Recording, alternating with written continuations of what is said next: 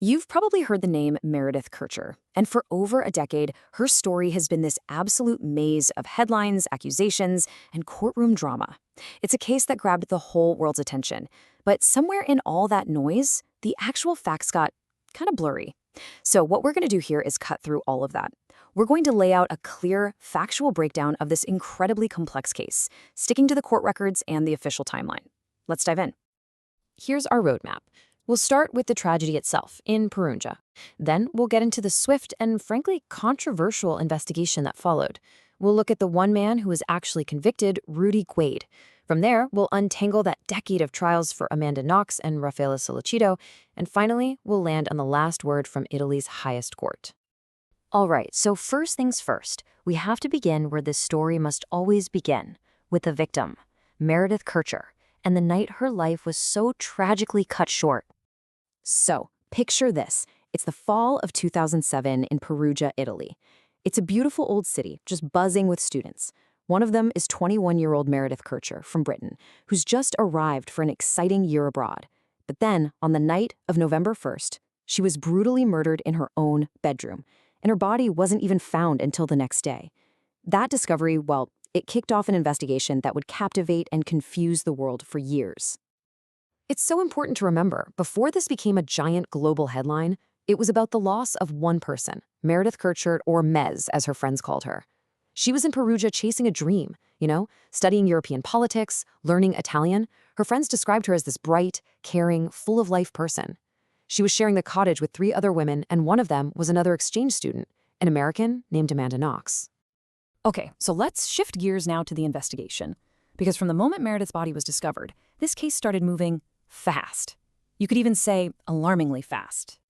So how did it all kick off? Well, it started with a phone call from Amanda Knox and her new boyfriend, Raffaele Sollecito.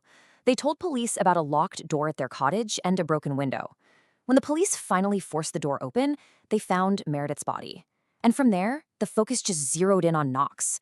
She was interrogated for 4 straight days, without a lawyer, by the way, and eventually implicated herself, Sollecito, and her boss, a local bar owner named Patrick Lumumba. Just like that, all 3 were arrested. Now that broken window, that single detail became the pivot point for the entire investigation. You see, police decided almost immediately that this wasn't a random burglary gone wrong. They believed the break-in was faked, staged to throw them off the scent. And that one theory, right at the start, changed everything. It shifted their focus from some unknown intruder to the people who were already inside the house.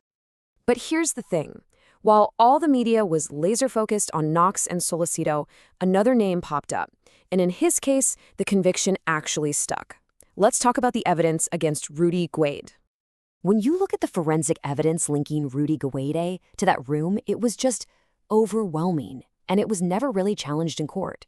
His blood-stained fingerprints were there, his DNA was all over the scene, and maybe the most damning thing of all, a palm print made in Meredith's own blood was found on a pillow right underneath her body. So Guade had a story. After he was arrested, he claimed he'd been with Meredith, but he was in the bathroom when he heard her scream. He said he came out, saw some shadowy figure with a knife, and that person ran off. The problem? The court just wasn't buying it.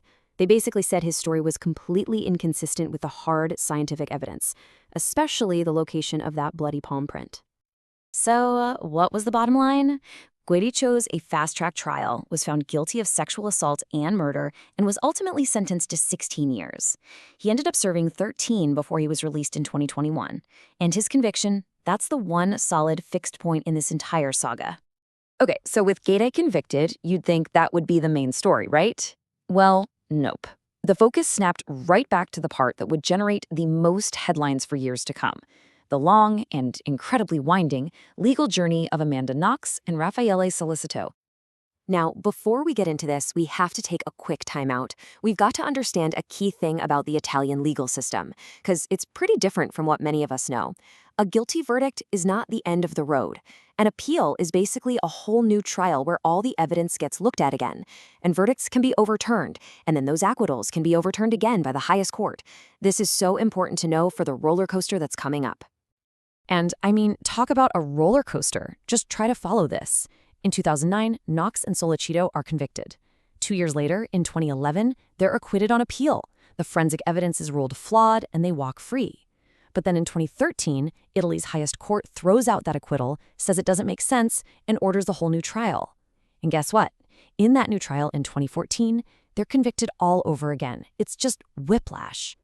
So you're probably asking, why? Why all the back and forth? Well, it all boiled down to the forensic evidence, or the problems with it. That 2011 appeal that freed them, it was because a court-ordered review found numerous basic errors in how the evidence was collected.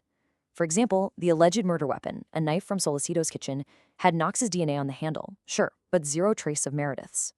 Another key piece of evidence, DNA on Meredith's bra clasp, was found to be so badly handled that it was highly likely to be contaminated. And this all leads us to the final act. After years of trials, appeals, convictions, and acquittals, the case landed one last time before Italy's highest court, the Court of Cassation. This was for all the marbles. This was for a final, definitive ruling. So here's the big question. After all that, after they were found guilty twice, what on earth made the highest court in Italy decide to end this once and for all and declare them innocent? Well, just listen to the language the court used in its final ruling. This is stunning. They talked about sensational investigative failures, amnesia, and culpable omissions. I mean, these are incredibly strong words. This wasn't the court just saying there was reasonable doubt. This was a complete and total takedown of the entire investigation. And here is the core reason why. The court's final ruling made it crystal clear. The room where Meredith was killed was filled with Rudy Guedi's DNA and fingerprints. But there were absolutely no biological traces, no DNA, no hair, no fingerprints, nothing that linked Amanda Knox or Raffaele Solicito to the actual crime scene. Absolutely nothing. So let's just recap the final official legal status of everyone involved, just to be perfectly clear. Rudy Guedi, convicted for the sexual assaults and murder of Meredith Kercher. Amanda Knox and Raffaele Solicito, definitively exonerated, declared innocent by Italy's highest court. Their 8-year ordeal was finally over. You know, amidst all the legal chaos and the media frenzy, it's so important to circle back to where we started, with Meredith. To honor her memory and her love of learning, a scholarship fund was established in her name at the University of Perugia. It's a really fitting tribute to a life that was just full of promise. So the legal case is officially closed, but it leaves us wrestling with this really big, unsettling question. When an investigation has what Italy's own highest court called sensational failures, and it's all amplified by this relentless 24/7 media storm, how do we or anyone ever truly separate the hard facts from the powerful story we're being told? It really makes you think.